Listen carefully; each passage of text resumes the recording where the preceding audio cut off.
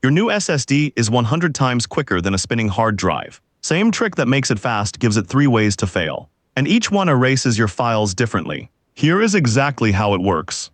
Your photos, your work, your backups, they all live on one of these 2 drives. So my drive died means 2 completely different things. On a hard drive, your files often survive the crash. On an SSD, they can vanish in an instant. Knowing how each one dies tells you whether the data comes back or is gone for good. Start with why the SSD is so fast. A hard drive is a physical machine. It has spinning metal platters and a tiny arm with a red head. To grab a file, 2 things must happen. The platter has to rotate to the right spot. Then the head has to seek the right track. That takes milliseconds. Milliseconds. An SSD has none of that. No platters, no arm, no moving parts at all. Your data sits in flash memory cells, and the drive reaches them electronically. That takes microseconds. Microseconds.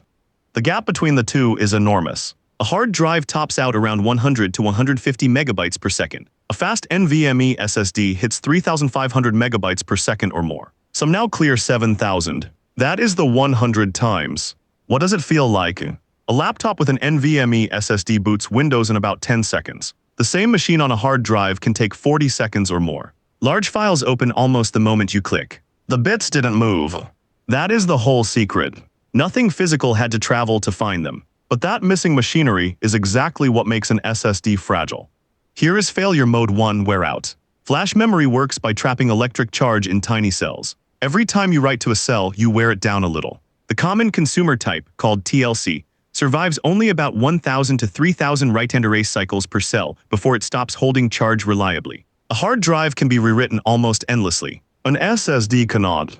Now the drive spreads writes across all its cells to stretch that lifespan. So for everyday use this takes many years. But cells do eventually exhaust. When enough of them go, the drive flips to read-only, or the controller gives up and bricks entirely. And this is the mode that ambushes you. There is often little warning. One boot it works, the next boot it does not, and everything can go dark at once. There are no fading sectors to catch. No clicking sound to warn you like a dying hard drive makes. Recovery from a bricked SSD is expensive, specialized, and frequently impossible. Which raises the obvious question. If the cells simply wore out, why can't a specialist just read whatever is left? That question points to failure mode 2, the controller. Every SSD has a small manager chip that runs the whole thing. It decides where each piece of your file physically lives. And it keeps a secret map. That map translates this photo into these exact cells. The controller also scrambles the data as part of built-in encryption. So the flash cells hold your files, but only the controller knows how to reassemble them. Now the dangers. If that controller chip dies, a power surge, a manufacturing flaw, the cells can be perfectly intact and still completely unreadable. The data is right there. Nobody can find it. The map is gone, and the scrambling makes the raw cells look like noise. Compare that to a hard drive. When a hard drive dies, it is usually mechanical. The head crashes into the platter or the motor seizes. But the magnetic data still sits physically on the platter. So a cleanroom specialist can sometimes open it, swap the broken parts, and read your files straight off the disk. The bits didn't move. With a dead SSD controller, there is often no such door. So 2 modes down. What about a drive that never fails at all? It just sits in a drawer. Failure mode 3 is the strangest because the drive does nothing at all. Remember, flash stores your data as trapped electric charge. Charge leaks.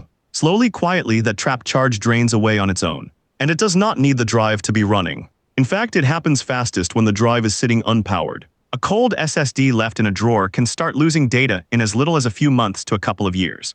Heat makes it worse. A warm room speeds the leak dramatically. Now the twist. A hard drive stores data as magnetism, not charge, and magnetism holds. Toss a hard drive in that same drawer, and it can keep your files intact for many, many years. So here is the lesson people learn the hard way. An SSD is a terrible place to archive files you want to leave alone. The failure that erases your photos isn't a crash. It isn't a spark. It is the drive doing absolutely nothing in the dark for too long. Which finally lets us line up all 3 and see why the fast drive is also the unforgiving one. Now it all clicks. The SSD wins on speed. That 100 times gap is real, and for daily work it is the right drive. But look at how it dies. Wear out bricks it. A dead controller locks it. Charge decay quietly empties it. All 3 tend to make your data vanish suddenly and completely, often with no second chance. A hard drive dies slower and louder, and it fails in ways a specialist can often reverse. So here is the rule that follows from the mechanism. Use an SSD for speed and everyday work. Keep a hard drive or an offline copy for anything you want to store long-term. And always keep a redundant backup, because SSD failure rarely gives you a warning shot. None of this means SSDs are unreliable. For normal use, they are excellent and the right choice. The real point is matching the drive to the job. Fast tool, fragile vault. 100 times faster, but 3 ways to lose it all. So back up before your drive decides for you. Next question, when a drive is already failing, can you actually rescue what's on it? And how do you pick an SSD that lasts? We'll open that box next.